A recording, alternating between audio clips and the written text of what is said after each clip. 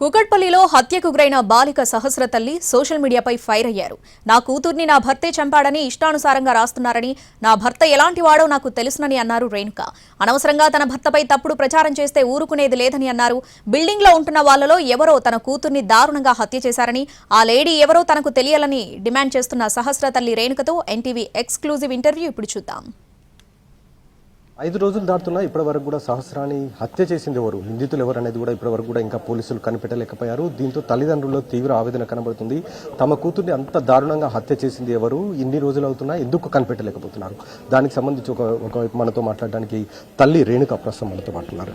ఏం చెప్పాలనుకున్నారండి? దాదాపు 5 రోజులు అవుతుంది మీ పాపను చంపి, కనిపెట్టలేకపోతున్నారని నేను అడుగుతున్నాను. మమ్మల్ని కూడా నిన్న ఇంట్రాగేషన్ చేశారు పోలీసులు. అన్ని అడిగారు, మీకు బంధువులతో ఏమన్నా శత్రుత్వం ఉందా, మీకు తెలిసిన వాళ్ళతో శత్రుత్వం ఉందా, ఇంకేదన్నా ఉందా అని అడిగారు. కానీ మాకు ఎవరితో ఏం లేదు, అసలు ఏం గొడవ కాలేదు, ఏం జరగలేదు. మా పిల్ల మాతో ఇట్లా అంటున్నారని చెప్పలేదు, ఏమి చెప్పలేదు.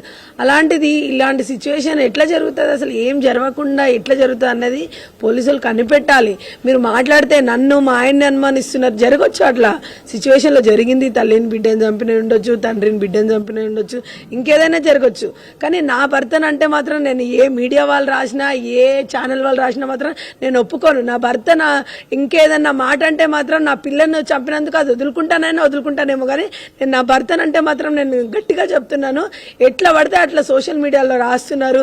తండ్రి ఎందుకు వచ్చిండు, తండ్రి అంటే తల్లిదండ్రులు ఉన్న ఇంటికి తల్లిదండ్రులు రాకపోతే ఇంకా పక్క వాళ్ళు ఎవరు వస్తారో మీరు చెప్పండి.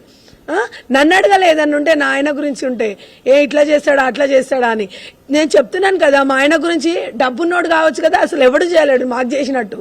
ఏ డబ్బున్నోడు చేయలేడు కావచ్చు. అలాంటిది నా భర్త నాకు చేశాడు, నా పిల్లలకు చేశాడు. అది మీకు చెప్తే మీరేదో చేస్తారని కాదు, అది నాకు తెలుసు. నా భర్త ఎలాంటి వాడు, నా పిల్లలు ఎలాంటి వాళ్ళు, నేను ఎలాంటి దాన్ని, అసలు నన్ను ఎట్లా చూసుకుంటాడు అనేది నాకు తెలుసు. ఇంకోసారి మీడియా వాళ్ళు కావచ్చు, ఇంకెవరైనా కావచ్చు, నా భర్తను అనుమానించడం కానీ ఇంకేదైనా అడిగే హక్కు మీకు లేదు. అసలు నా భర్త గురించి అడిగే హక్కు నేను చెప్తున్నాను కదా.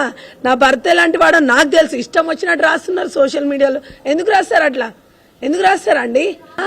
ఎక్కడి నుంచి వచ్చింది అసలు మీరు కనిపెట్టాలి. కానీ సరే, మేము ఎప్పుడు ఇంటర్వ్యూలు ఏమన్నా ఎక్కడున్నాము, ఏం చేస్తున్నాము అన్నీ చెప్తున్నాము.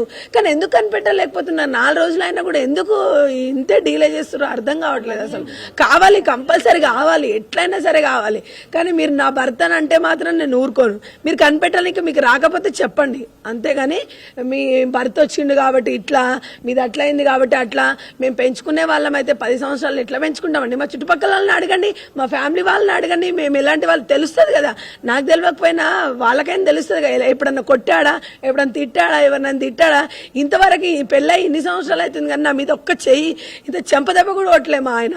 తన భర్తపై అనవసరంగా మీడియాలో వస్తున్న కథనాలపై కూడా ఆమె ఆగ్రహం వ్యక్తం చేస్తున్నారు. తన భర్త అలాంటి వాడు కాదనేది కూడా తల్లి రేణుక స్పష్టం చేస్తుంది.